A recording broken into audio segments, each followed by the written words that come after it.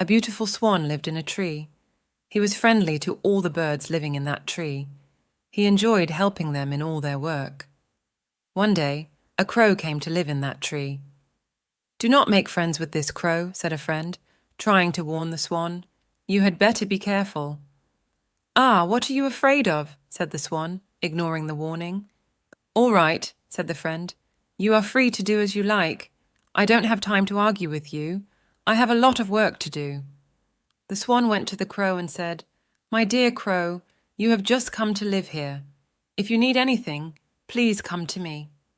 Then turning his long neck gracefully towards a branch, he said, "There, I live on that branch." In this way, the swan and the crow became friends. The friend once again said to the swan, "One should make friends with one's equals. There is no comparison between you and the crow.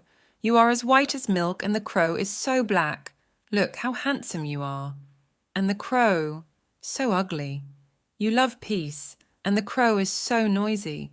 The swan smiled and said, "One is known by the company one keeps. The crow will soon improve his nature in my company. Remember, always try to see the good qualities in others." "Oh, my dear," said the friend, a little disappointed, "show me at least one good quality in the crow." The swan said, "The cuckoo stealthily leaves her eggs in the crow's nest. Yet Mother Crow hatches them, and Father Crow looks after the babies. He doesn't allow anyone to come near the fledglings. If someone even tries to do so, the crow starts cawing loudly, pecks him with his beak, and scares him away." Soon the swan and the crow became the best of friends. They were always seen together. They spent their time flying here and there or talking to each other. They enjoyed themselves together. One day, the swan was sitting on a branch of the peepul tree. It was a hot summer afternoon. Suddenly, a tired traveller came to the tree. "Ah, the cool shade of a tree," he said, as he lay himself down under the tree. Soon he was fast asleep in the cool shade of the tree. As the sun began to move westwards, the rays of the sun fell on the traveller's face. When the swan noticed this, he felt pity for the tired traveller. At once, he spread his big white wings over the traveller's face to protect him from the scorching heat. After some time, the traveller woke up. He stretched himself and yawned.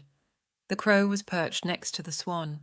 He shed his droppings on the traveller's face and then quickly flew away and sat on another branch. The traveller looked up. He saw the swan sitting on a branch with his wings spread wide. The traveller took a stone and hurled it at the swan. Poor swan! He was so badly wounded that he fell off the branch with a thud. The crow, who was sitting on another branch, flew away, cawing loudly. The horse was grazing in a meadow.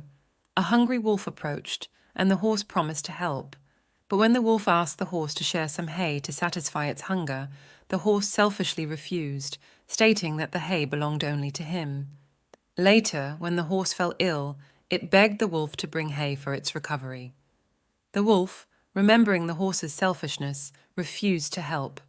Moral of the story: selfishness can lead to losing potential help in the future.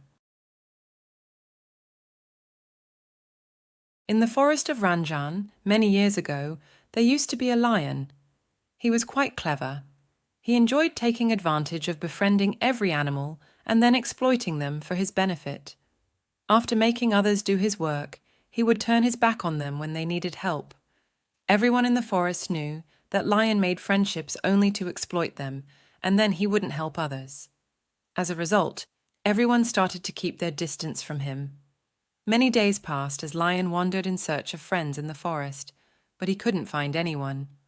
One day, when he was heading back to his den, he saw an old bear living near his den, building a home. It occurred to him that making friends with the bear and exploiting him would be great fun. Every day, Lion thought about finding a way to talk to the bear.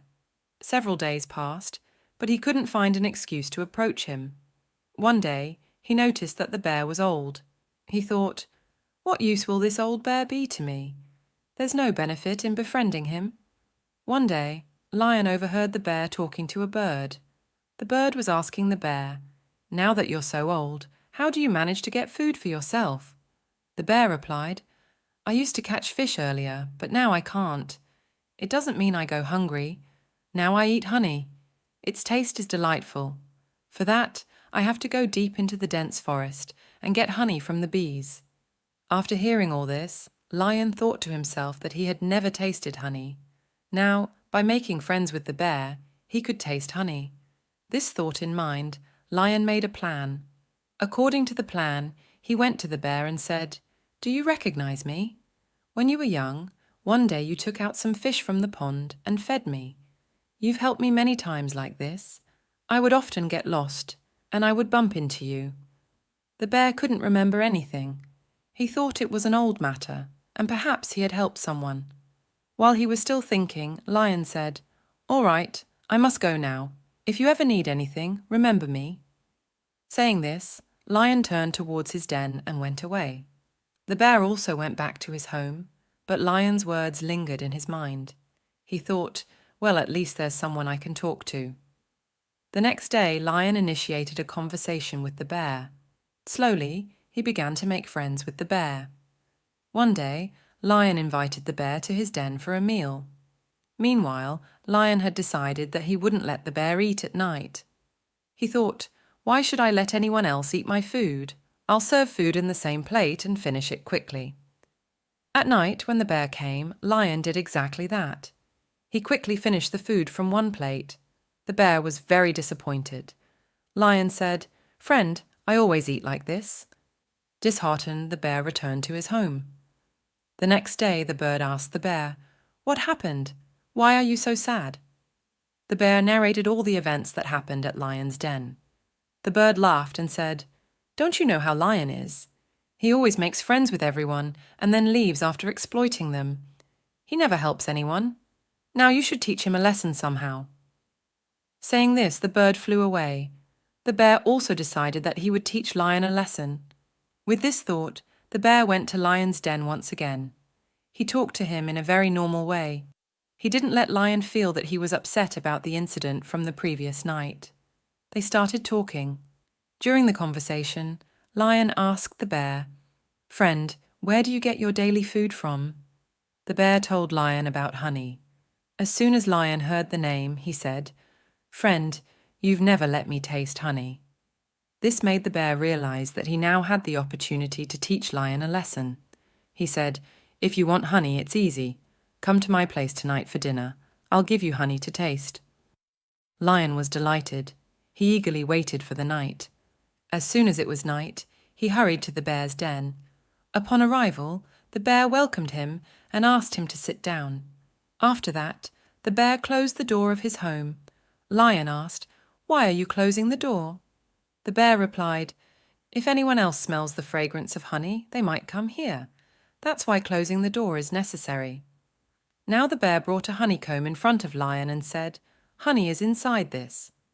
As soon as Lion put his mouth inside it, the bees began to sting him.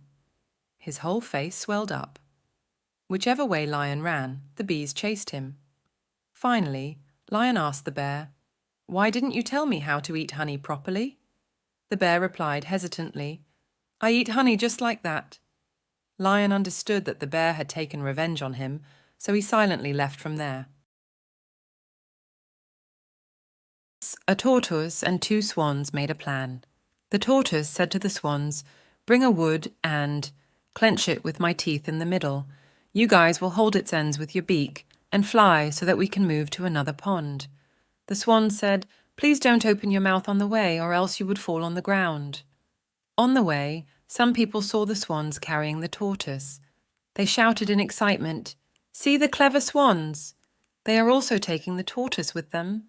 The tortoise opened his mouth to tell those people that it was his idea and fell down. Morale of the story: too much talking can lead to your downfall.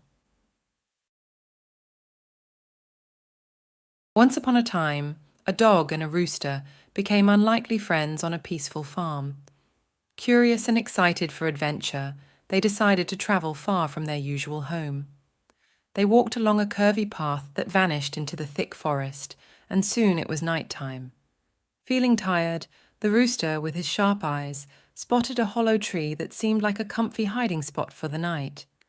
The dog curled up safely inside the hollow and the rooster perched on a strong branch above.